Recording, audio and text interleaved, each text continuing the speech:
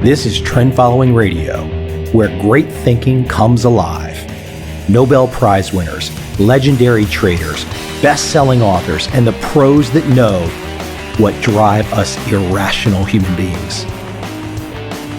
I am your host, MICHAEL COVEL. Not filtered, raw, honest. That's my passion.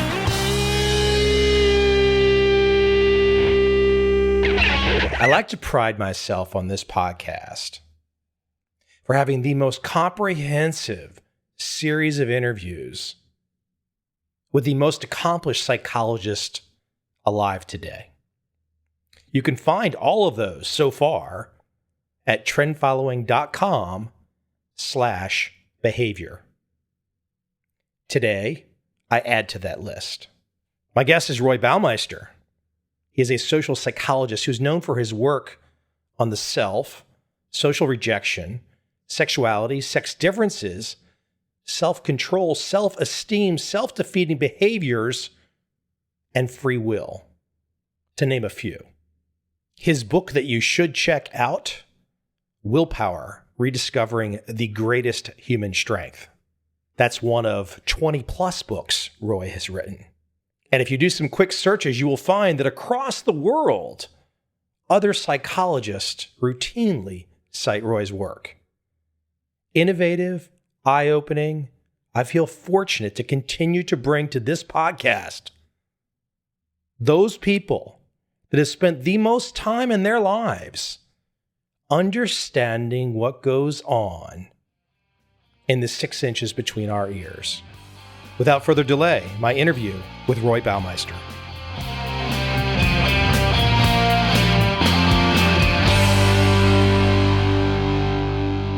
So Roy, I want to jump into kind of a big picture question about you, because your topics are so damn fascinating to where you've gone in your career. And if I think about something about like willpower, self-control, two things I want to talk about in detail today. But give me the aha moment. I want you to talk about, what you've learned, and we're going to dive into that detail. But I want to know for you personally, obviously you're a very curious guy. When was the moment when you saw it? You saw it and you said, oh my gosh, I've got something here. It's been a long process of discovery, and there are many different moments when things started coming together. Spent a long time trying to figure out the big picture of what human life is all about, why we're here and what we're doing and what we should be doing and all that sort of stuff. Let me rephrase it for you. So if we're thinking about willpower, obviously got a great book out on this subject. Talk about how that started to unfold. Obviously you're making the point like, hey, Mike, this is a career spanning many decades, building on step by step by step. But were there any really big moments where you kind of had that light bulb moment, because you've really blazed some trails here, that light bulb moment where you're just like, oh my gosh, I'm really onto a path here that I have to keep exploring? Back when I was in graduate school, I had to select something to focus on. And, back then in the 1970s, a lot of social scientists were trying to learn about the self and identity and who they were. And people used many different approaches. It was also in the culture itself with the hippies who had moved from the sort of political, outward-focused activism of the 1960s into a more inward self-exploration and sometimes sort of mystical exploration. Coming of age at that time, studying the self seemed part of it. And I then spent the first decade or so studying various things related to the self, of how people present themselves to others, dynamics of self-esteem, various things like that. And then somewhere in the late 1980s, I began to realize that people were starting to talk about self-regulation, and I got the understanding that this is not just one more thing that does, but is somehow a key to how it all fits together, how the self manages itself would be central. So I said, well, I just don't know very much about that. I better learn something. Spent a couple of years reading research literature on self-control. And it wasn't like today, there are a lot of people explicitly studying that as their main focus. It was more scattered and studies of dieting and people trying to quit smoking, restraint of aggression. I started to see common patterns there that looked that this was some kind of energy or willpower or limited resource. At the time, that sort of approach was very much out of fashion because psychology was dominated by the computer models of the mind. Everything had to be talked about in terms of information processing. I said, well, there are findings that seem to show up some patterns that don't really fit into a simple information processing model. It almost seems like there's some sort of energy involved that, when people are trying, say, to diet and lose weight and they're also trying to quit smoking, they do a bad job of both and plus become very difficult to be around for other people because they don't control their feelings, they get grumpy and so forth. So it looked like, again, there's a limited amount of energy and you can put it into one thing or another, but when you're trying to do a lot of different things with that same amount of energy, you tend to mess up all sorts of things at once. So that was one of the first ideas. We had a book, Losing Control, back then that I had written as a scholarly book, but it's so much better than that. I'm kind of surprised. I think that reflected the widespread appetite and interest, even outside of academia, in many people having problems with self-control, whether, again, it's drink or alcohol, whether it's alcohol or money or aggression or just the basic dieting, smoking sorts of things. I mentioned it as a sort of tentative formulation there. Some of my graduate students then started conducting experiments to see if that would work, and the studies worked quite well, consistent with the idea that, yes, if you exert self-control, that uses up some of your willpower, and then afterwards, at least until you can recover, your willpower is low, and so your self-control will be reduced or impaired. Let me get you to talk about willpower some and perhaps define it from your perspective. I think one of the things that really struck me going through your work, and it had never hit me, is that it's not that one task is more important than the other. If I'm studying to become, I'm taking my finals in engineering class and I'm picking what I'm going to make for breakfast. I mean, literally, we've only got so much willpower that we can exert. In the depletion aspect, it's just fascinating. So give me your perspective on willpower and kind of define it for the audience. We took a long time before we came around to use that term. Psychologists are always hesitant to adopt terms that have folk meanings because they come with a lot of baggage and other assumptions. So initially we talked about it as a limited resource model of self-regulation, that sort of thing. But over time, I became convinced, no, this is really pretty much exactly what people talk about when they talk about willpower. That would be the psychological energy that people use for self-control. The idea is that self-control is an energy-consuming process. The energy would be the willpower. Now, that said, there are a couple other things that have emerged in the long run. First, you use willpower for more than self-control. We found that when people are making decisions, especially difficult decisions, that seems to use the same willpower, so that self-control will be impaired after you make decisions, and the other way around. If you exert self-control, deplete your willpower that way, then your decision-making gets less careful, less optimal, subject to all sorts of shortcuts and biases. Also, the idea that it's limited so that people run out. Well, as we started tying it into the body's energy supply, the modern well-fed citizen of the world is usually not in much danger of actually running out of energy. Well, I think the body learned from our evolutionary past, when food supplies were much less reliable, learned to conserve its energy, especially when it's needed. You have more willpower than you think you have, but your body acts as if you're in danger of running out. One thing I've come to suspect recently that I learned, for example, that glucose, which is the body's energy supply and seems to be involved in self-control and in willpower, the glucose is also used for fueling lots of the body's basic activities, including the immune system. If you get a brush with a cold, it's like some virus or a germs get into you, Or if you get a cut and get an infection or something like that, then the body mobilizes, takes as much glucose as it wants. The immune system will suddenly start to burn a lot of your body's fuel, which means that when you're sick, your decision-making and your self-control are not as good as usual. And to put this in perspective, again, remember in our evolutionary past, there were no antibiotics, there was no medical treatment. Most of the history of human existence, people lived outdoors and were going barefoot, and you could easily get a scrape or a scratch that would get infected. And that could kill you if your immune system wouldn't take care of it. The body is designed to conserve its energy as much as possible. You didn't know back then when you could get another meal, and you didn't know when there'd suddenly be a severe demand to fight off some germs or infections. And that's why I think the body is overly oriented toward conserving its energy, and these ego depletion effects, where after exerting self-control, the body conserves its energy, so you're poorer at the next self-control task or decision task that comes along. It's not that you cannot do it, and if something's sufficiently important, you can usually muster up plenty of energy to handle that, although then you're that much more depleted, and the body really then tries to conserve its energy. So I think that's where we are now.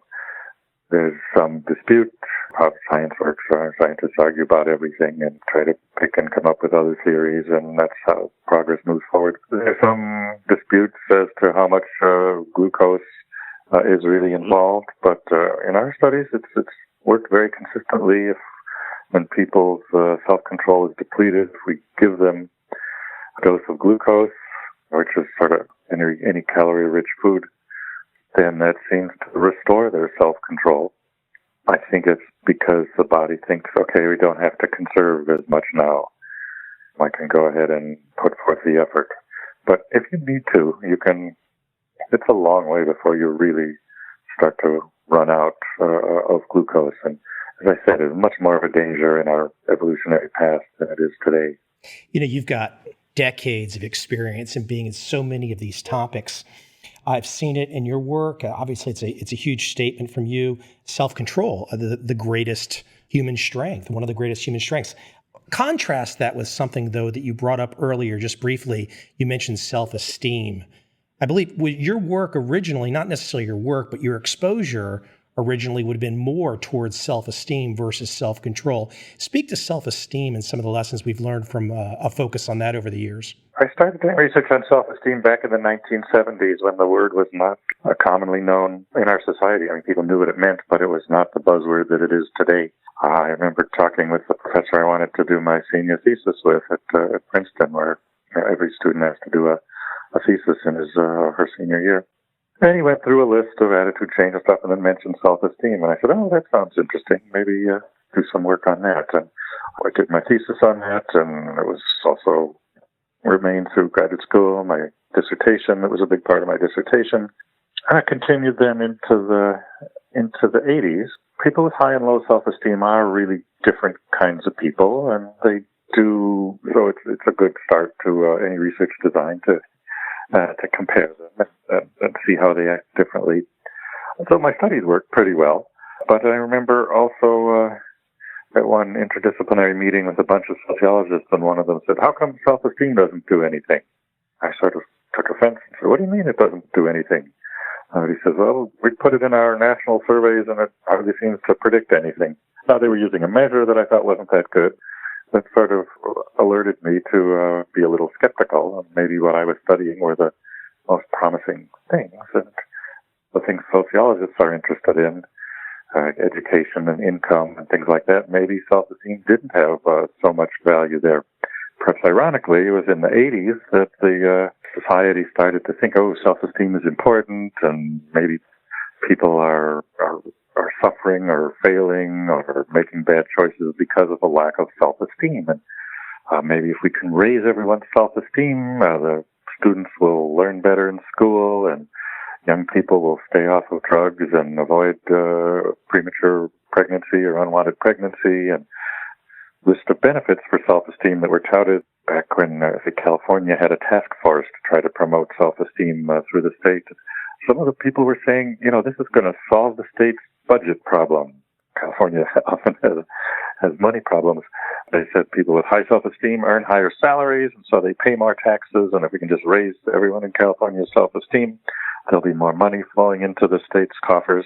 And, looking back, it looks kind of ridiculous, but there was this excitement at the time and this hope that, the reason minorities don't flourish in our society is because they've been getting a message that they're inferior and they have lower self-esteem. And so if we can just boost their self-esteem, it will enable them to thrive and flourish. There's a lot of very idealistic hopes pinned on it. Unfortunately, the research as it came along didn't really back that up. I began to be skeptical myself.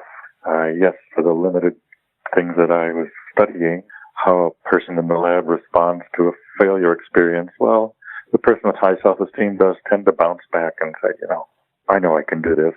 Whereas the person with low self-esteem gets failure feedback and thinks, oh, I'm just no good. I can't do it. And is more prone to give up. Self-esteem works for things like that, but all those other hopes about keeping kids away from smoking and drugs and sex and so on, earning more money and all that didn't really seem to materialize. To quote you from a presentation that I caught, you described self-esteem as mostly a flop. I'm sorry to say, and I say this as someone who was really early on the self-esteem bandwagon and wished it were the panacea and the key to everything. I'd have been launching at the White House and solving our nation's woes. But self-esteem just didn't seem to deliver on the promises. Around this time, I set out to write a book on evil. I knew everyone said that, low self-esteem is a major cause of aggression and violence. And I saw this repeated everywhere.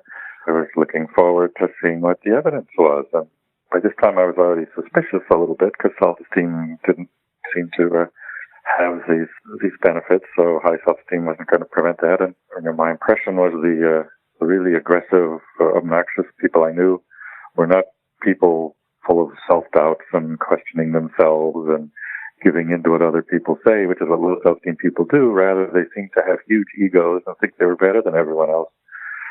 So I started looking through the literature there, and this was another aha moment that you asked about. I realized that everybody was repeating the mantra that low self-esteem caused aggression, but nobody had shown it. Everybody cited somebody else, but then I'd go look up that original source, and they just said they got it from someone else. So everybody said it and repeated it, but nobody had provided evidence, and nobody had provided a definitive test of the theory. And so then I went and researched all these violent, aggressive people to learn what they're like. And over again, they were huge egomaniacs, thinking they were better than other people, not that they were inferior. And it's not that high self-esteem causes aggression either. It's sort of one subcategory of high self-esteem of people who really are sort of narcissistic and want to believe they're better than others and are insistent on it, and who really care about what other people think of them. There are some people with high self-esteem who just hold a favorable opinion and nothing phases them, and they're not very aggressive. They kind of go through life thinking they're great, doesn't matter what happens. They don't get mad or defensive or anything like that.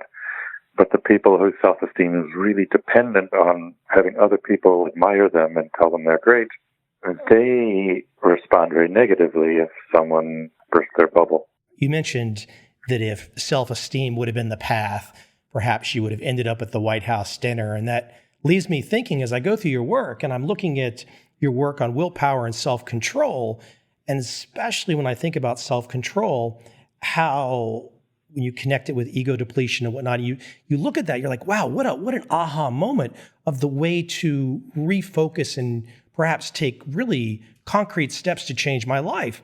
So now that seems like an insight that the policymakers would be like, oh my gosh, this is great. Let's get Roy up here to the White House. Let's talk about self-control. But self-control, as an outsider looking in, and I'm curious your perspective, self-control by its very nature to say that could stir up, I would think, political emotions. I remember when our first book on self-control came out, it got reviewed by a psychologist who said, well, this is a sign of some kind of neoconservative movement in psychology. And I thought, what? That's ridiculous. I'm not political, certainly not neoconservative. there was nothing political in the book. It was a very cautious survey of the research. But as I read more over time, it is something that conservatives believe in more than liberals. Liberals tend, look to society as to blame for people's problems, and conservatives are a little bit more about taking responsibility yourself. Even though I think of it as a politically neutral topic, there are people who associate it with the more conservative, personal accountability kind of political view. And in terms of the White House, I don't like to get involved in these political things. It is something, though, and I'm sure you believe this. You've spent many years at this, and I know you've probably seen people make changes, that if people can accept the idea that they only have so much willpower and self-control ties in and you can get depleted, if people can grasp that basic scenario, that basic landscape, that's like magic for the larger population to have more success in their life. Oh, yes. I think in many ways self-control fulfills the promise that self-esteem could not. Boosting self-esteem doesn't seem to make people's lives better in any broad way, but improving self-control absolutely does. And where self-esteem broke down, even when it was, self-esteem was in a way an honest mistake because it was correlated with lots of positive things, that people who are successful and popular and well-liked and so on have higher self-esteem than losers. But the self-esteem is more a result than a cause. And when they started tracking people over time, they saw that early self-esteem doesn't lead to later success. But with self-control, it does. There are remarkable studies that measure self-control at ages 10 or even 7. In one of our papers, children in school were rated by their teachers on self-control when the kids were 7 years old. And it predicted adult behaviors, including unemployment and smoking, various other long-term outcomes. The big New Zealand study, self-control measured at 10, predicts in your 30s whether you've ever been arrested and how much money you make and all sorts of other important outcomes. Self-control really is an important key to the better life. And what I also like to say about it is that you can improve it, as far as our studies suggest. The only other trait that seems to have the breadth of impact in terms of making life better alongside self-control is intelligence. So we've been trying for a long time. Producing a lasting change in someone's intelligence is very difficult. But we can improve people's self-control. So to me, this is one of the most important and promising keys, the way we can make life better for people. So I tell parents and educators and everyone else, forget about self-esteem, concentrate on self-control. That's the gift that keeps on giving. Bring up a child with good self-control. It's better for that person, the child as an adult, better for society also. You bring up the ability to change or improve self-control. That it's not just something that's you're stuck in, let's say, K through 12 or something. This is over the course of a lifetime, self-control can be improved. What some people have been doing is have people do self-control exercises for a couple of weeks or in some cases for a couple of months. It's like a muscle. So any exercise you do makes the muscle stronger and will help with other things, even unrelated to what you're exercising. There was a group down in Sydney, Australia, had people work on trying to make a plan to save money. So they got better at saving money. I met with them several times over, I think, 3 or 4 months. They got better at saving money, so that's not surprising. But they also then did better on laboratory tests of concentration. They reported their study habits improved, and they were less likely to leave the dirty dishes in the sink. So in small ways, their self-control improved. They even ate healthier food, and healthy food costs more than junk food. That went against the money saving, their primary goal to save money. That's what they were working on, and yet it ended up having the side effect that they ate healthier foods alongside that. Given my background, I got my MBA from Florida State. You spent many years there, and I've had someone else on this show from Florida State, Anders Ericsson. I would assume you both know each other quite well. Is there anything you would share with the audience two guys that have really blazed trails in the psych field down paths that are, the word's not similar, but very eye-opening work to really let people into insights they might not otherwise know.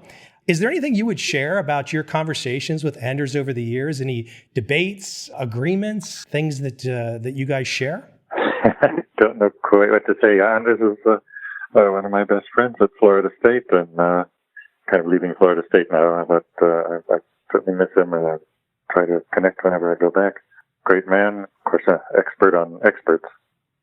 Been interested in his opinions and conclusions about expertise, and I like his optimism that if you practice long and hard, you can excel at almost anything. I know he's skeptical of that there are any differences in talent, and I have to believe there's some differences in talent. But that's a side point. The main point, how people become experts and who are experts, I think that's been inspiring. So I've been enjoying seeing his success. I asked that question. I did not know the answer. And it's always a little dangerous to ask these types of questions, but I figured, it's a fairly small community. You guys are essentially in the same department. So I figured, there was probably some connective tissue there. It was probably safe to ask. So I'm glad I feel safe asking it now when you use the phrase, one of your best friends. So yeah, you can't, it wouldn't be true of everyone there. There's nobody I disliked at Florida State, but in a department of over 40 people, some you're closer to than others. But Anders is one of my favorite people. Let me take you back into your headspace. I want to talk about the restraining of desire. And you've got some really interesting insights about the restraining desire. I mean, I love this part. This is just kind of a number, and I'll let you run with it, that we're in this state of desire 8 hours a day, kind of a 4 hours a day that we're resisting. And then maybe, I think you said like a half hour a day we're giving in to a desire from a prior time, perhaps. Explain this to people. Professor, the floor is yours. Okay, those numbers are extrapolations, but the way we got them is we had people wear beepers. Nowadays you switch and just use the cell phone for the same thing. The idea in this is called experience sampling, which is you take a random sample of what the person's doing at random moments throughout the day. So they carry around this little device and doing their ordinary things, like get up and have breakfast and go to work or school or whatever they do. And then at various points, the beeper goes off, and we ask them some questions. So at that moment, when the beeper went off, were you having a desire? The 8 hours a day came from the observation that about half the time when we beeped people, they said they were wanting something at that moment. They were having a desire, maybe 2 or 3 desires, but they were having at least one desire. And about half the time they said, no, I'm not having any desire right at this particular moment. We extrapolated and figured people are awake for 16 hours, so half the time if they're having a desire, that's where we got the 8 hours. And the other numbers are the same sort of extrapolation. How often are they resisting a desire? I think it was about 40% of the time. If they said they were having a desire, they were resisting it. We figured 3 to 4 hours. If you're in a state of desire for 8 hours, 3 to 4 hours, you were resisting that. Other desires people have, and don't try to resist them. That's the basis for those numbers. We set out on this project because desire is what psychologists call motivation. It's one of the most fundamental psychological properties, and yet it's not well understood at all. We know a lot about thinking, what people are thinking, and in this laboratory work and other sorts of work on thoughts, and to some extent people are thinking something almost all the time. But basic questions about desire and motivation, the answers were not known. We had no idea really how often people would say they were in a state of desire. They might have, it wouldn't have shocked us if they were in a state of desire 3/4 or 90% of the time, or maybe they only reported 2 or 3 desires all week. It was trying to collect basic facts and information, set us off on that journey. We did then include measures of self-control and restraint, and how often, when you're trying to restrain a desire, how successful are you? We said sometimes people resist for a while and then go ahead and give in and do it anyway. But resisting is quite effective. People certainly act on their desires a lot less when they reported resisting them than when they weren't resisting. But resisting also depletes too, right? Absolutely, yes. The more often they reported resisting a desire as the day wore on, the weaker their resistance got. In other words, the more likely they were later on to report having a desire and resisting it and then giving in and doing it anyway. Can I ask a question? Just it strikes me when we're talking about the resisting of desires. I'm thinking across the globe, very different countries, very different cultures, different religions. And some religions really focus on the resisting of desire a lot more than others. Did that come up in your research at all? I've not done any comparative religion research. Religious people in general exhibit higher self-control. This is not my work, this is other people's work, but I'm quite persuaded by the evidence and the conclusion. In general, yes, religions do advocate self-control. They probably build self-control in a variety of ways. I mean, exactly how religion has the effect, there are competing theories about. One is that religious people who think God is always watching you, well, then you bet you don't try to get away with something, because God will know, just as people behave better when other people are watching than when they're alone and they think nobody will know. But it also could be strengthening the self-control muscle that religious exercises, like on Sunday you're not supposed to go to work, you're supposed to dress up in your best clothes and go to church, or regular exercise of prayer or meditation. All these little things are, among other things, they are self-control exercises, and so maybe they help build the self-control muscle so that it's stronger. So the evidence is clear. Actually, Mike McCullough, who did some of this work, he started noting the data that religious people live longer than not religious people. And religious people, of course, they want to say, well, it's because God is looking out for me or something like that. But that's not, postulating that God is intervening is not really a scientific theory. And plus, it seemed to be all different religions. There didn't seem to be any one religion that was better than others. In general, religious people live longer. So we said, well, how do we explain it then? What is it that makes religious people have this advantage in terms of living longer? People don't do as many dangerous things, whether it's drinking and smoking and taking drugs or having sex with the wrong person that gets in trouble that way, or robbing things or whatever. So again, this self-control seemed to be a crucial mediator. And then other evidence came along. Sure enough, self-control is probably the single personality trait that has the biggest benefit for prolonging life. Psychologists measure all these different traits. Somebody said, well, I wonder if certain kinds of people live longer than others, and what would be the traits? And they started with intelligence, and there is some effect there. Smart people live a little bit longer than stupid people.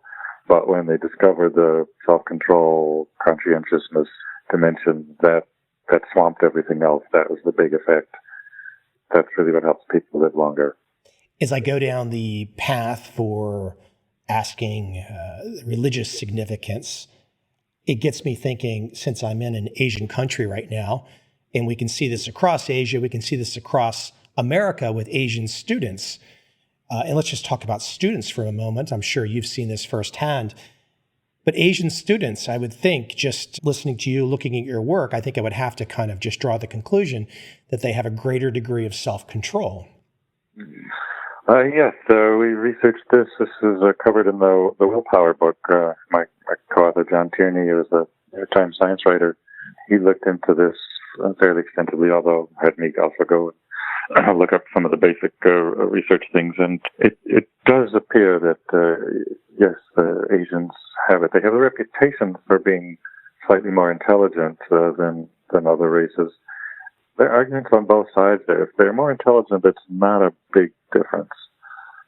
Certainly not enough to account for their success. But their strong family orientation, and the family brings up the kids to have self-control, to do their work and obey and work toward the future. A lot of value on education. So you do your homework and you get good grades and you practice your piano all the time. They are brought up with a stronger focus on self-control, and that contributes to their success. I remember one set of data that impressed me was, what is the minimum IQ you need to be successful in a professional occupation like a medical doctor or a lawyer or something like that? You know, how smart do you have to be before you can succeed at that? And the number for Asians was substantially lower. I forget what the exact numbers were. In America, these days, your average white or black person needs to be pretty smart to succeed in those careers. The Asian can be successful with a lower IQ, which, again, is explainable in terms of self-control and self-discipline. Make sure not to screw up and get the most out of their other talents. And I think that's an important key to understanding the benefits of self-control. It enables you to get the most out of your capabilities. You can live up to your potential with discipline and hard work and long-term application and a focus on the future, all those things that self-control brings. I'd love to shift you for the limited time we have left, because you have so many topic areas in your career, but I think there's one that I might get people thinking about here that I want to go into, which is culture and human sexuality, which is something that you've done a lot of work in.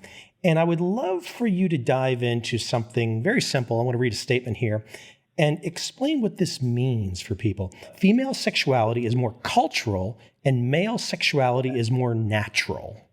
That was a big project I did about 20 years ago. First of all, understand that the nature versus culture debates are everywhere in the social sciences. You know, are people born this way? Are they biologically shaped this way? Or is it all a matter of socialization, training, parents, peers, media, stuff like that? But in the field of sex, there's a particularly intense debate there, and we've seen the pendulum swing way back and forth. The sexual revolution, really in the 1970s, showed that sexual behavior could change quite a bit in a short period of time, suggesting that we shouldn't rely too much on nature, and that was a big stimulus to the people who said, oh, sex is all about culture. And everybody, I think, who does sex research knows that there's some mixture. I mean, there's some, but the recipe differs widely, and so some people are saying, okay, yeah, there's some hormones and stuff like that, but basically who wants to do what to whom, how many times, and in what position, and so on. That's all the result of culture and cultural influences.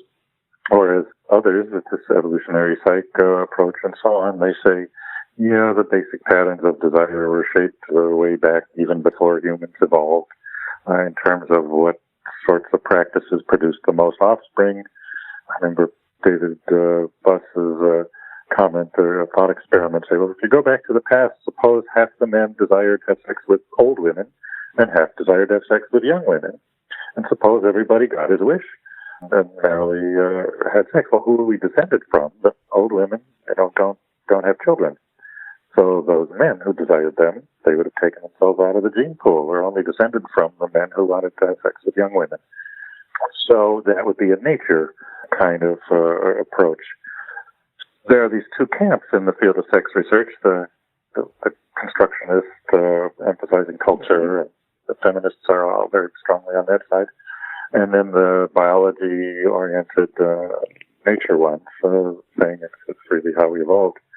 And it's more than just a polite disagreement. They really seem to loathe each other and think the others are charlatans. When I come into a field like this, I try to size up what both sides have and what's right about them, and then try to put it together. And I started getting the impression that, well, maybe there's a difference between men and women on this. The evolutionary psychologists tended to be men, and the constructionists and feminists tended to be women. So I wondered, could it really be that female sexuality responds to cultural and social influences more than male sexuality? And then I started reviewing the evidence for that, and it was overwhelming that this was obviously true, and kind of shocked me that nobody had noticed it before. Things like the most educated versus the least educated women have very different sex lives, but the most educated, least educated men, not so different. Same with religion. Highly religious women, very different sex lives than the non-religious women. The men, they'll talk different values, but in terms of what they do and what they desire and so on, they're depressingly similar. It went on and on, influence of peers, influence of parents, everything seemed, all the social factors seem to have stronger effects on women than on men. Whereas when they do like twin studies, much has been done, for example, with being homosexual, with being gay. So if one twin is gay, what is the odds that the other one is gay? And you can look at the degree of natural influence there. And that seemed to suggest that the biological things were much stronger for men than for women, including the homosexual orientation seems to be much firmer and more unchanging and more biologically determined for men than for women. I phrased this using the biological term plasticity. How much does the behavior respond to the environment? So the erotic plasticity is higher in women than in men. There's no value judgment. It's not clearly better to be one way or the other. Perhaps a few fine advantages and disadvantages to each. It seems very much true that female sexuality responds to circumstances. It depends on what it means. It's harder for women to get to understand their own sexuality because it's a moving target, whereas for the man, it's pretty much the same. What he wants to do at 20 is the same stuff he wants to do at 60. Doesn't want it quite as much at 60. Even sexual problems and therapies, when they came out with Viagra, that solved most of men's sexual problems. And it's a purely biochemical intervention. They used to take men who were having erectile problems and put them in Freudian psychoanalysis and ask them all about their mother and talk for years, and it never did much good. They come up with a pill, and that does it. And the women are wishing for a pill to solve their sexual problems, but that kind of thing remains elusive. For the woman, it depends a lot more on what it means, and so she really needs the talking care. Right after I completed this, there was another study that came out in Great Britain, I think, looking at sexual problems. And for men, sex problems correlated with physical health problems. And for women, sexual problems correlated with mental health problems. Again, it's much more psychological, social, situational, cultural that shapes the female sexuality. Even the sexual revolution itself, women changed much more than men did. The men, I was growing up during this, and certainly it was a nice time to be a young man. You had a lot more chances to do what you wanted to do after the sexual revolution than before. But the basic patterns of what men wanted to do and liked and so on, they didn't really change that much, whereas women changed much more fundamentally in terms of their feelings about their bodies and their attitudes towards sexuality, and experimented with different things. So there was a big cultural event, again, showing a much bigger effect in women than in men. So that's what I meant when I said female sexuality is more cultural and men is more natural. Both are both. But the recipe of nature and nurture is different. There's a bigger dose of nurture in women than in men.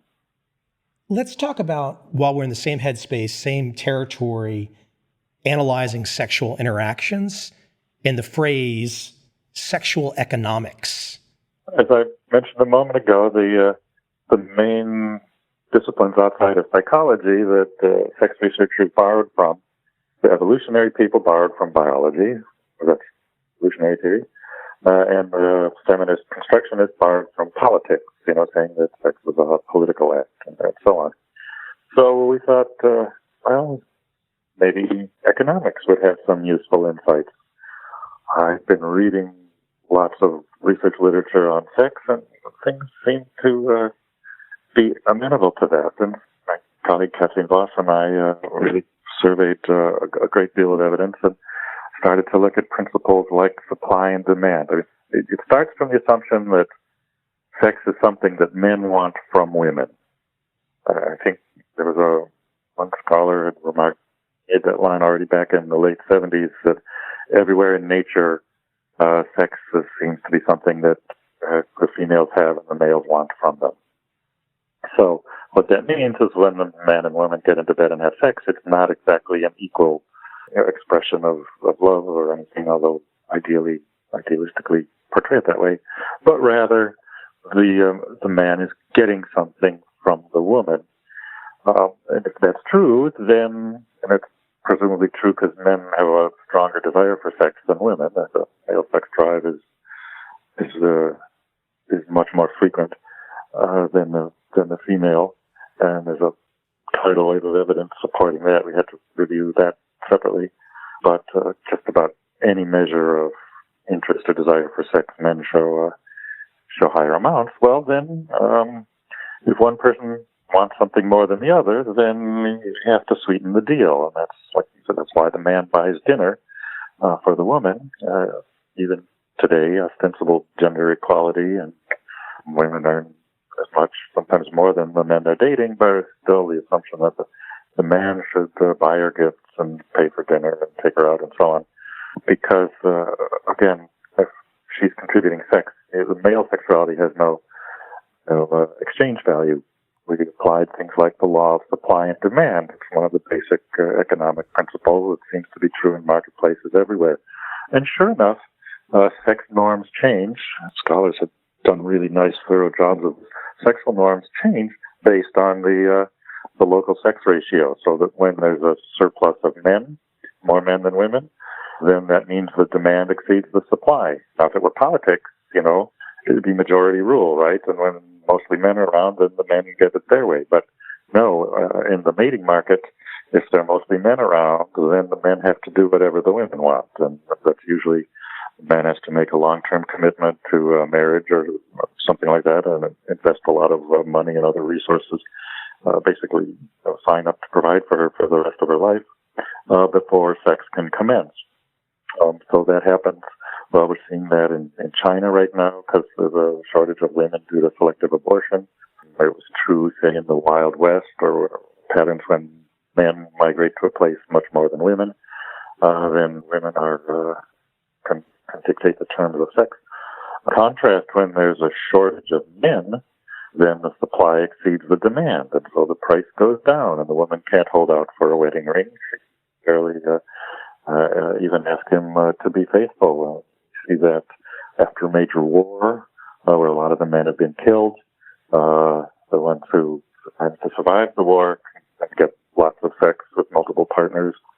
In some low-income minority communities in various parts of the globe, there's a shortage of men because sometimes the men have left, or they're in prison, or they die young for whatever reason.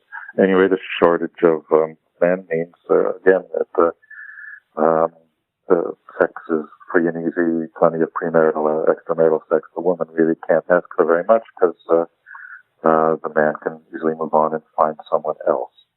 There's lots more to that, but the sexual economics, it's a very unromantic theory of sex. It's not one of my favorite of my own theories, and I sort of would prefer to have a more romantic or idealistic version be true. But there's a ton of evidence that really makes that a quite compelling pattern. What I love about your work is there are topics where one could get political really quick. There could be value judgments really quick. But what I like about your work and your presentation is that it's just like, hey, here's the research, here's the facts, here's what we found out. And it kind of leaves me with the feeling of like a little bit of common sense. Like, hey, we should know this, but we just were blinded or blurred, or we didn't look closely enough. But I just like the fact that this, listening to you and looking at your work is really not political. It's just here it is. As I said, I'm not political. I don't even vote. I'm just trying to remain neutral. Other people who are political often take exception to my findings, and it's probably prevented me from getting some awards or things like that because people don't like it. But if you really want to just find the truth and put together the big picture, you're going to have to accept some things you don't like. The world is just not made the way that we would ideally like it to be. And I find I really want to end up knowing what's right. So not to care how things are. Sometimes you have to care. Caring just slows you down. It makes you slower to recognize what the facts are, wishing that they were different. My goal, I figured I started out not knowing the right answers. I wanted to end up knowing the right answers. And that also meant I was going to have to change my mind a lot of times, and I was going to have to get used to that. So that's been my approach. I said it's not for everybody. But people are just endlessly fascinating. And like I said, I want to end up knowing what the truth is, whether I like it or not. Well, Roy, I appreciate you taking the time today. Fantastic stuff. I think you're 20 plus books, so people will have to go onto Amazon and make some choices. Willpower, Rediscovering the Greatest Human Strength is one people can check out. Relatively recent. Roy, is there a website we can send people to? Any place you'd want them to come find out more? There's a ton of white papers, a ton of research everywhere. You're easily found, but is there a particular website you want them to perhaps check out? I do have a website, roybaumeister.com, I think. But that should be easy to find. I don't maintain it myself. I have some other people help, so it just gets updated a few times a year. But it certainly keeps up more or less with my books and other progress. YouTube is a great one these days, too. You are on YouTube quite a bit. Okay, I don't watch YouTube, so I don't know. I've heard people say they've seen me there. Partly people send me links to things that they're and so on. And to myself, I'm boring, so I don't like to watch myself or see pictures of myself or read my readings about myself. But I'm very curious about other people. I'm really hoping in the next few years I'll have a couple more really important integrated books where we can start to put together the big picture and advance understanding as far as I can before my little time is up. Well, I will stay tuned and hope to see those next new books. Okay, well, thanks, Mike. As a little extra to my interview with Roy, I'd like to include about a 30-minute presentation that he made in the last few years that expands on and clarifies even more of the issues that we talked about today. The subtitle of our book was Rediscovering the Greatest Human Strength. Now, people say a lot of things to sell books, but my background's as a scientist, and we're not supposed to say things we can't make a good case for. So is it plausible? Are there data that would suggest self-control really is that important, that central to human life and happiness? And I think, yes, the answer is very positive here. More data coming out all the time showing that people who have good self-control are more successful in school when they're young and in their work when they're older and grown up, and make more money, become more prominent and successful. They're also better at relationships. They're more popular with other people. People trust them more. They have stronger marriages and intimate romantic relationships and so on. They are happier. They have lower stress. I mean, after all, one of the best ways to reduce stress in your life is to stop screwing up. So if people with good self-control can do that, it'll make life easier for them. They're better adjusted, fewer drinking problems and drugs and eating disorders and stuff like that. And overall, better mental health, better physical health too. They behave better, commit fewer crimes, less likely to be arrested, fewer traffic accidents, partner abuse, prejudice, everything like that. And at the far end of life, they live longer. And by way of contrast, I started my career studying self-esteem. I spent a long time with that, and those of you here this morning heard Gene Twenge tell you some of the failures and pitfalls of self-esteem and just thinking you're great. We had hoped that self-esteem was going to provide a lot of these benefits, but self-esteem was kind of a flop. Self-control seems to be the real deal and really does make life better. Now, what is it? By self-control, it's a way of changing yourself. I think psychology thinks of behavior in terms of a stimulus and a response, and so it's a way of changing the response. You don't have to do the first response or the first impulse that you can do. You can change something about yourself and change your thoughts, change your emotions, resist impulses to do the wrong thing, improve your performance. In the scientific literature, they often use the term self-regulation, and I like the term regulation because it implies change, but not just any change. It's change based on an idea of how it should be. And the government says they're going to regulate how buildings are made or something. It makes rules. It doesn't say just do it differently, but there have to be certain standards for how a building should be made. It should have windows and bathrooms and all those things. So in the same way, self-regulation is changing yourself based on idea of how you should and should not be. It's vital for human social life. I mean, we live in society with lots of rules. That's part of what culture is. It works when most people follow most of the rules most of the time, but they have to change their behavior to follow the rules. Morality, doing the right thing, sometimes called self-control the master virtue, because most other virtues depend on your being able to resist the temptation to do sin and vice and so on, and do the right thing. Even free will very much starts with self-control, with the ability to change yourself based on how you think you should act. Now, how often do they use it? Well, we had this experiment that we ran a couple of years ago where we had a couple hundred people wear beepers all day just to find the path of their desire. Whenever the beeper went off at random points during the day, they're supposed to stop and say, when the beeper went off, were you having a desire? Did you want something? And if so, what did you want? How much did you want it? Did you resist it? And did you end up doing it anyway? So we found all these things about it. And sure enough, when people had a desire, there was a big difference as to whether they resisted it or not in terms of whether they actually enacted the behavior. If they didn't resist it, it's not 100%. You want things that even when you don't resist the desire, you may not be able to do it because it's raining or you don't have a gun or whatever. Things beyond your control prevent you from enacting the impulse. But so it's 70%. But if you resist, again, that's also not down to 0%. Self-control is not perfect. I'm sure that doesn't come as a surprise. But there's a huge difference, 70% down to 17%. So people resisting their desires very effectively, and this is on a daily basis. This is things happening quite a bit, quite frequently every day.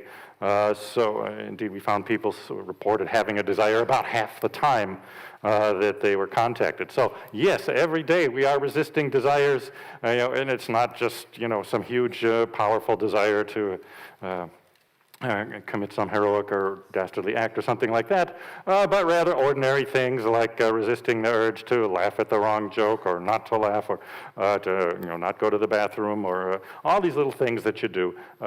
They do involve controlling our behavior and in many cases resisting impulses. So, as I said, we found about 8 hours a day people are in a state of desire out of 16, about half the time we beeped them.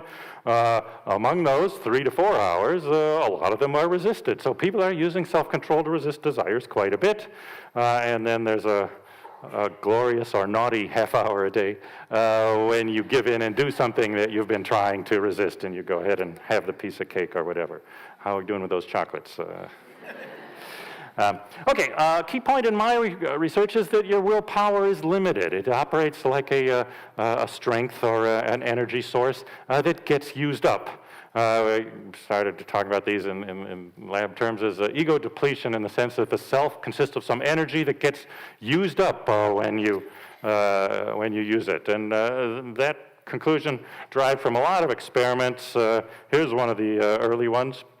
Let me describe a little bit how the experiment was done. You can't bring someone in the lab and tell them we're going to test your self-control, because then people get all weird.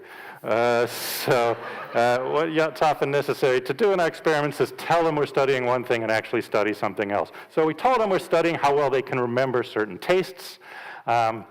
And so it was important that they not eat anything for 3 hours prior to the experiment. So anyway, the person comes to experiment, and they've skipped lunch or whatever, and they're a little bit hungry. And I guess the next part was kind of mean. We set up a microwave oven in the laboratory and baked chocolate chip cookies. You know how it blows out the aroma.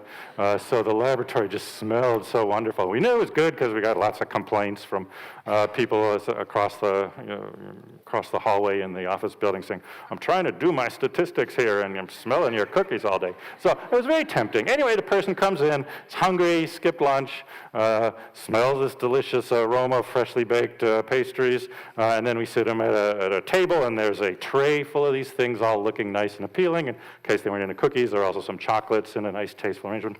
And also on the table there's a bowl of radishes, and by random assignment, sometimes experiment says, well, you've been assigned to the radish condition. So your task is going to be to eat some radishes and taste them, and don't touch the chocolates. They're for other people. And then we compared them with people who were told, go ahead and eat the chocolates and cookies, and in another group with no food, because you always want to see if there's something special about food. But the ones who are interested in are the ones who had to sit there wanting those chocolates and seeing those chocolates and smelling those chocolates, and had to resist that and make themselves eat those stupid radishes instead. So then we, of course, we didn't trust them, but we observed them secretly through a little hidden window, and they were tempted, all right. But they managed to, some close calls, and people were sniffing them and putting them back. But nobody bit into the forbidden food, and everybody managed to eat at least half of a radish. So then we took them to a different room where there's no food or anything, and borrowed this procedure from stress research where we see how long do people work at a task before they give up, because that's a test of self-control. Obviously it has nothing to do with eating radishes, but it's another thing that requires willpower, because it's frustrating, you're not getting anywhere, and how long do you keep going before you give up and say, I just can't do it. And so the time till they gave up, that was the measure. The puzzles were actually unsolvable, so how long they'll get it. And you see, resisting that temptation, using up their willpower to not eat the chocolates and cookies, that took something out of them so that they didn't have that anymore to help themselves keep working and keep trying and keep persevering at the task. All right, we went back actually to the beeper study, which was done some years later, and said, well, does this happen in regular life too? So we looked at if people had already resisted temptations, resisted desires during that day, how well did they do resisting the next desire that came along? If you look at the blue line on top, if they weren't resisting it, it didn't make any difference. They enacted it right at the same at about that 70% rate. But as you see the red line, that goes up. The more they resisted other temptations as the day wore on, the weaker their self-control got. So yes, this is something that accumulates over the course of the day. As you use your self-control for one thing after another, it becomes weaker. And you become more prone to fail. You're more likely to give in and eat the chocolate or say the nasty thing that you are inclined to or whatever you might later wish you had not done. Of course, we all want to be cited in the scientific literature, but the real goal of every scientist is to be cited in the cartoons. So here's one, got it, implying the idea willpower is depleted and it affects making decisions.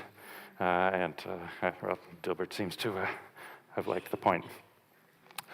So, to understand self-control, it works like a muscle. That's what we found. What I've explained so far is like a muscle getting tired. When you use that muscle to resist one temptation, then it gets tired, and so then the next one, it's not quite as strong, and so on. And as the day wears on, it's more likely to fail. There are two other things that are like a muscle. One is your willpower is not gone. We initially thought, oh, maybe the person's used up all the brain fuel or something like that and can't do it anymore. No, they can do it if there's a good enough reason. It's really like when an athlete starts to get tired, and so you just start conserving your strength. You still have power in those muscles. You can still do a lot, but you sort of get a sense that I don't have unlimited energy, and your body automatically conserves. And that's the way it is with willpower. Your body will start conserving it after it has expended some. And we also find, meanwhile, that exercise, just like a muscle gets stronger in the short run, when you exercise, you're tired and your muscle feels weaker. But when you exercise regularly over a period of time, it will actually get stronger. And there are about a dozen published studies showing that if people do self-control exercises for a couple weeks, it will improve their self-control. David's going to come along in a few minutes and talk about meditation. Meditation seems to have that effect. One of the many effects of meditation is that it strengthens this capacity to control yourself. It increases your willpower. All right, let's move along. A number of methods have worked. We often, if you want to do exercises to improve your willpower, to improve your capacity to regulate your behavior and change, in our studies, we've used fairly arbitrary things, like have people, if they're right-handed, we have them, just break the habit. Use your left hand for a variety of things. So we say drinking from a cup, brushing your teeth, opening doors, maybe using a computer mouse, things like that. Just switch and use your left hand. The point is you have to exert self-control because your habit is to reach for the doorknob with your right hand, so you have to override that and use your left hand. People do these exercises for a couple weeks, and then they come back in the lab and take tests that have nothing to do with right or left hand, but test their self-control, and they've gotten better. It does seem to improve. The important thing is to start small, start with things that you can do. The New Year's resolutions often have a bad reputation because people make a whole bunch of New Year's resolutions and then fail at all of them by the end of the month. Well, the thing is, most resolutions involve changing yourself, so they all require willpower. So if you have 5 of them, each time you work on one, you're taking away your capacity to work on any of the others. So no wonder they all fail. What you should do, I'm not going to say don't make New Year's resolutions, because I do believe in trying to improve. But what you should do is do them sequentially rather than all at the same time. If you have to make 5 New Year's resolutions, start with the easiest one and do that and actually succeed at it. And then you can move on to the next one and you'll be a little bit stronger. The old Victorian phrase that certain things build character, well, that is finding echoes in modern data. Yes, these exercises of self-control do make you stronger person in the old character building sense that the Victorians used the phrase. Important to recognize there's one willpower, there's one pot of energy. It's not, some people say, well, I have good self-control for getting my work in on time, but bad self-control for keeping my apartment clean, or vice versa. No, that's not right. You have one pot of energy. It's the same self-control, but it's limited, so it makes sense. People will apply it to one thing, and some people will use it to get their work done on time. Other people will use it to keep their apartment clean or other things, but it is finite. So people allocate it differently. But still, again, controlling thoughts, feelings, restraining your desires and appetites, and making yourself perform effectively. All these draw on the same source of energy. Now, in fact, willpower is used even beyond self-control. Things like decision-making, that people make decisions, that uses up some of the same energy. This was a big extension of the work. Likewise, initiative, being active instead of passive, that seems to take some energy and so on. So after people have exerted self-control, they'll make different decisions in different ways, probably more shallow and shortcut kind of decisions. When people are depleted, they've used up some of their willpower, they're more likely to try to avoid making decisions. They, I don't want to decide today. Things like that. They're less prone to compromise, not just compromising with others, but even compromising in a difficult decision where you have to trade off different variables. For example, price and quality and so on. That usually a person who's got all your willpower, if you want some quality, but you want to save some price too, so you'll kind of compare them and look for the sweet spot where you get the right value and things that satisfy your needs. But that's difficult, and so when people are depleted, what they'll do is fall back on just give me the cheapest or give me the best, but not really trade them off. When there's a default option, people take that. They're more self-indulgent in their decisions. Irrational biases can creep in as well. I should also say when people are depleted, their self-control is down, their intellectual performance deteriorates. Their logical reasoning is worse. We've given people IQ tests after they've exerted self-control, like after the radish manipulation or whatever, and they actually do worse on that as well. This has gotten into the news too. There's a picture of our American president. He's looking very dapper in his gray suit. Well, it turns out he only wears gray suits, as he acknowledged in an interview.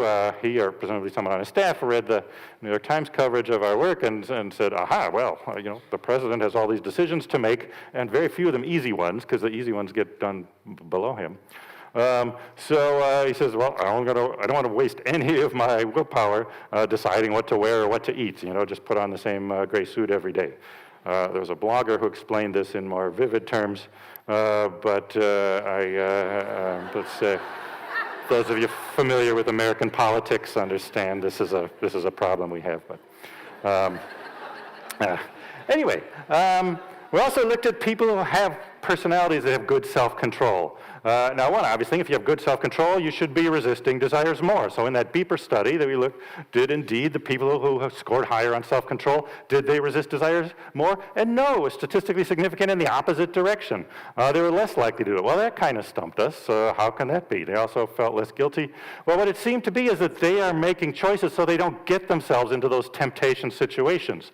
In the book, we call this playing offense rather than playing defense. You don't wait for the problem to arise and bail yourself out. Rather, you set yourself up, you set your life up so that you're not put in these difficult situations, not tempted to do things that will cause problems and stress later. Or to put this more pictorially, I mean, here's one of the classic images in Western civilization of self-control. There's Ulysses or Odysseus, depending whether you're Greek or Roman, on the ship coming home from the siege of Troy, and you know the story of the sirens. They sing this beautiful music, and the sailors wanted to hear it, so they steered close to shore to try to hear it better and crash on the rocks, and they sink. The ship sinks and they all die. Well, Ulysses wants to hear the songs, but he doesn't want to crash the ship and die. So he has some very pre-commitment devices. You notice he's tied to the mast there. I don't know why dressing up in women's clothes is apparently supposed to help. The rowers all have their ears blocked up so they can't hear the music. But the thing is, people with good self-control took a different route home. Instead of using your willpower on the deck to fight this temptation, they just avoided the problem altogether. And that seems to be what people do. All right, I got to get going here. In terms of what we know about willpower in the brain, it's the brain evolved basically back to front. The back is the older wanting part, and the control parts are more in the front. But also, it's tied into a glucose, which is a chemical in the bloodstream that carries the energy to your muscles and organs and to your brain too. So glucose is like brain fuel. And although the term has some meaning to sugar, it's not just from sugar. It's from anything that you eat that has nutrients in it. So we find that when people have low self-control, or have low glucose rather, their self-control is impaired and they do worse. Glucose is used for, again, it's the body's energy supply, so all these other things will go on will affect your self-control. Physical exertion, you're tired after that, well, you're more likely to yield to temptation then because it's the same energy you used up in the physical exercise that you would need for self-control and for decision-making. Likewise, the immune system, when you're fighting an illness, you're more prone to make bad decisions and to have lapses in self-control because your body is pulling off a lot of the energy to fight the disease. At other times, the immune system doesn't need much, but when you're exposed to a cold or illness or something, then your body really wants all its energy. So I used to make myself keep working whenever I got sick, because I'm just sitting at a computer, I'm not out carrying heavy rocks in the hot sun. But no, it turns out the best thing to do is just, you start to get sick, just go to bed and try to sleep for 36 hours, let your immune system do its work, and then get up and be better. Premenstrual syndrome also uses a lot of glucose there, but I don't have time to go into that today.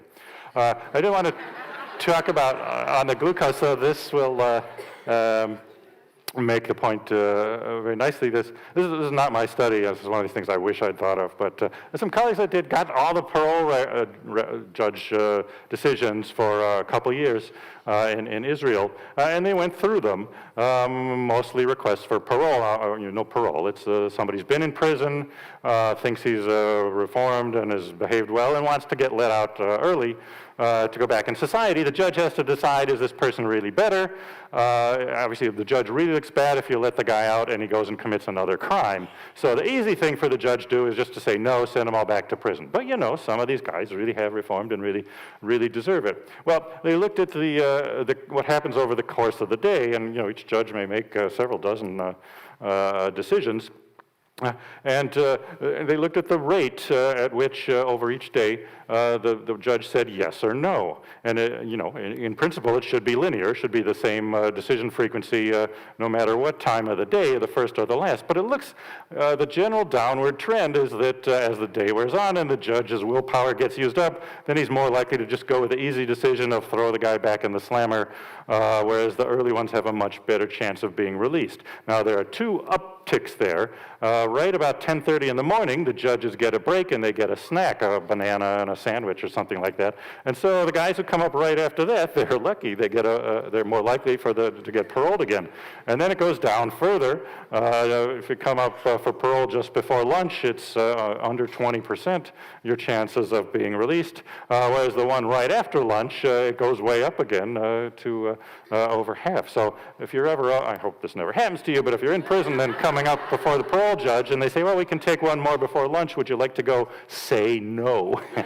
You really want the judge's glucose to be all replenished when he hears your case. All right, last couple things in terms of what depletion feels like. Well, this is London Times came up with this picture. I'm not sure this is exactly the idea. She is holding an apple there, which is not usually the first thing people notice in this photo.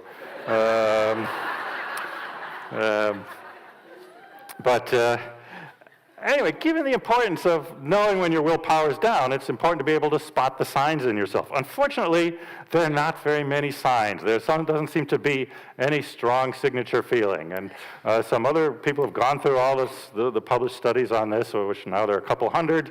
Yes, behavior changes very much when people are depleted. They do yield to temptation. They're more aggressive. They eat more, spend more money, all these things.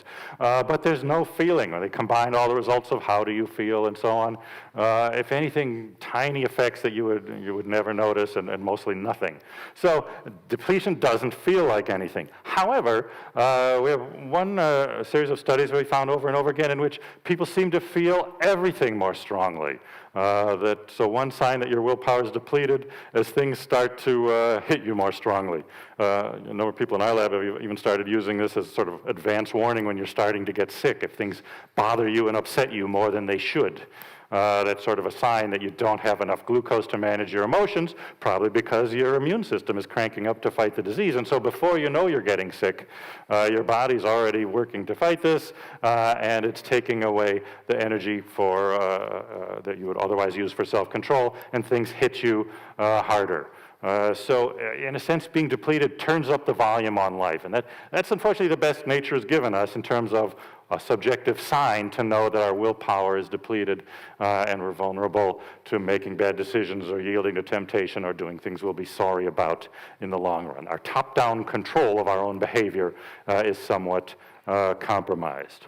So putting this in the last minute here, how to put this to work. You can get more out of yourself if you understand how willpower works. First of all, yes, it gets depleted, but you still have plenty. The body has great, extensive stores of glucose. Its natural inclination is to conserve them.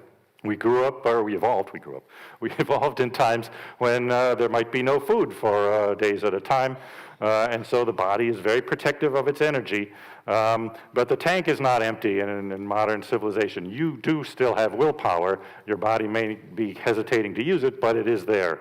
There are mental tricks you can get yourself to do it, being in a position of power, reminding yourself of your responsibility, getting yourself to believe, even just reminding yourself that you have a lot more willpower than you might think that you do. That can enable you to continue performing well, even when you have already expended a fair amount of energy. Understand how to restore and recover from depletion. We find positive emotion and meditation and some things make people perform better. Of course, the real thing is to replenish the glucose, so getting a meal also is not as much evidence, but sleep seems to help significantly. So when they used to say, well, let's not face this decision now, we'll try it in the morning, just think, why, it's the same problem, we'll postpone it till morning, you're not getting anywhere. But on the contrary, if you get a good night's sleep and get some food in you, your body, your own batteries are recharged, and your willpower capacity is restored. People get up in the morning, they don't, they're in good shape. Also, use your willpower to establish habits to guide yourself. Don't use what they call the whack-a-mole strategy. I guess there's a game that plays where the mole pops up and you whack it down. Don't use it just to respond to crises. Use it to set up your life in a proactive way so that it will run smoothly, stay out of trouble, avoid the temptations rather than resisting them. Willpower can be increased by exercise, so set yourself little challenges and do them. Find small ways to improve yourself, even things just like start making your bed every day. These changes not only produce their own benefits, but also improve your capacity to change yourself and control yourself. And then ultimately understand when you're vulnerable, what sort of things happen, how these things go, understand how mind and body are related. In this way, indeed, you can make use of this great capacity, which I think does have a fair claim to be the greatest human strength. Thank you very much.